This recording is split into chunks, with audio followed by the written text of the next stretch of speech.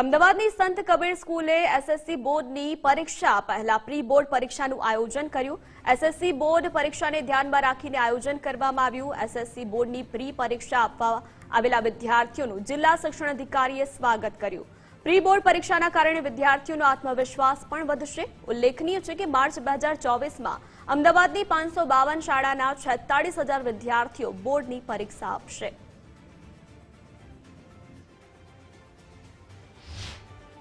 SSC બોર્ડની પરીક્ષાને લઈને pre SSC બોર્ડની પરીક્ષાનું આયોજન અમદાવાદ ખાતે કરવામાં આવ્યું છે।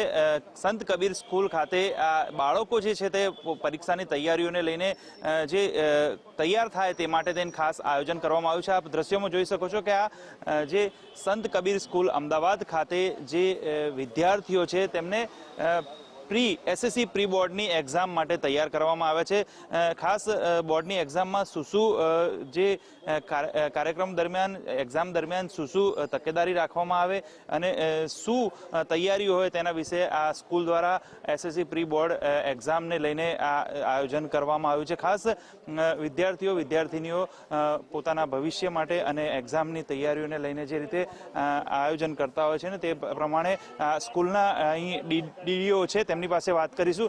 જી સર, આ જે આયોજન કરવામાં આવ્યું છે એસએસસી પ્રી બોર્ડ એક્ઝામનું, શું કહેશો? હા, અમદાવાદ શહેરના વિદ્યાર્થીઓ ધોરણ 10ના જે પ્રથમવાર બોર્ડની પરીક્ષા આપવા માર્ચ 2024માં જશે, એમાં ગયા વર્ષે પણ અમે પ્રી બોર્ડ પરીક્ષાનું આયોજન કર્યું હતું। આ વર્ષે પણ અમે આયોજન કરેલું છે।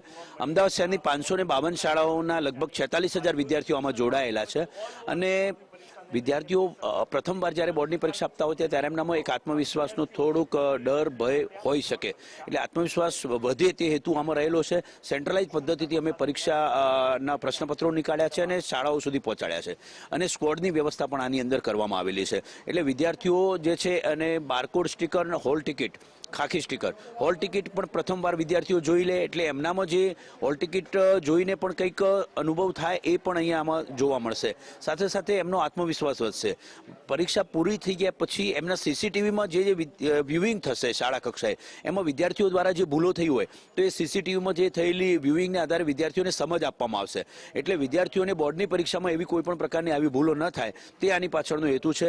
એટલે મૂળ ઉદ્દેશ એ છે કે આ જે 46,000 વિદ્યાર્થીઓ અમદાવાદ શહેરના પરીક્ષા આપનારા છે બોર્ડની જ્યારે માર્ચમાં, તેઓનામાં આત્મવિશ્વાસ વધે અને બોર્ડની પરીક્ષાઓનો જ એક માહોલ એમનામાં જોવા મળે, તે આની પાછળનો મૂળ હેતુ બોર્ડની આખી પેટર્ન પ્રમાણે સેન્ટ્રલાઇઝ પદ્ધતિથી પ્રશ્નપત્ર કાઢીને અમે પરીક્ષા લેવાનો હેતુ રાખ્યું છે।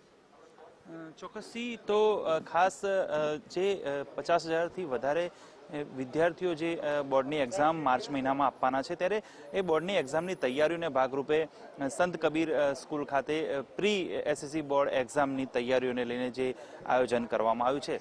સચિન કડિયા, ગુજરાત ફર્સ્ટ, અમદાવાદ।